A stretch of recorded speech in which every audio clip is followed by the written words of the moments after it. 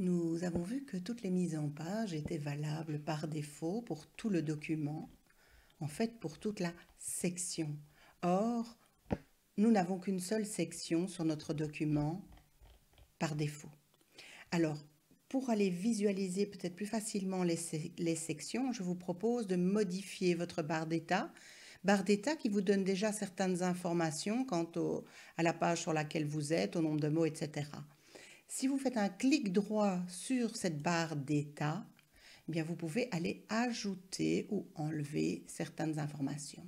Et là, je vais aller ajouter la section.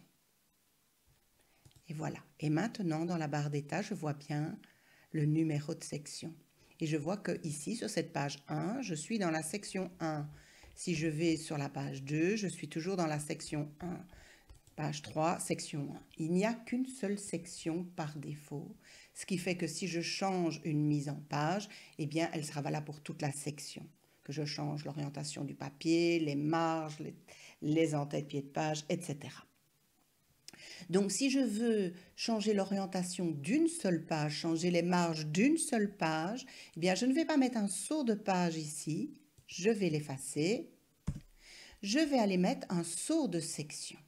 Et c'est pour ça que tout à l'heure, je vous ai montré dans l'autre capsule que c'est dans mise en page, dans le groupe mise en page, qu'on trouve aussi saut de page, mais que dans ce saut de page, il y a d'autres choses. Il y a ici en dessous tous les sauts de section.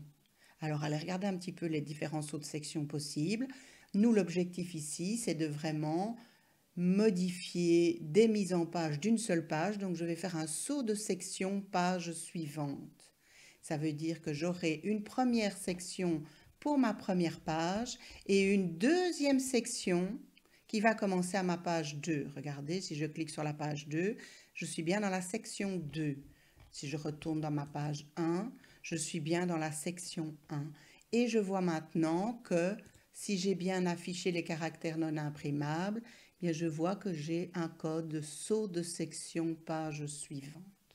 Et ça veut dire que maintenant, pour cette section, je peux modifier toutes les mises en page, indépendamment des autres pages. Et peut-être le plus visuel, c'est d'aller dans mise en page et changer l'orientation du papier. Aller mettre cette page en orientation portrait. Et alors on voit bien, la page est en orientation portrait, tandis que les autres pages qui font partie de l'autre section restent en orientation portrait. Donc, je vais faire un petit zoom pour vous montrer ça. Je vois bien que ce n'est uniquement la première page qui est en paysage. Et ça veut dire aussi que je peux maintenant, par exemple, aller modifier les marges uniquement pour cette page. Alors, ou bien toujours dans le menu ou en double-cliquant sur la marge.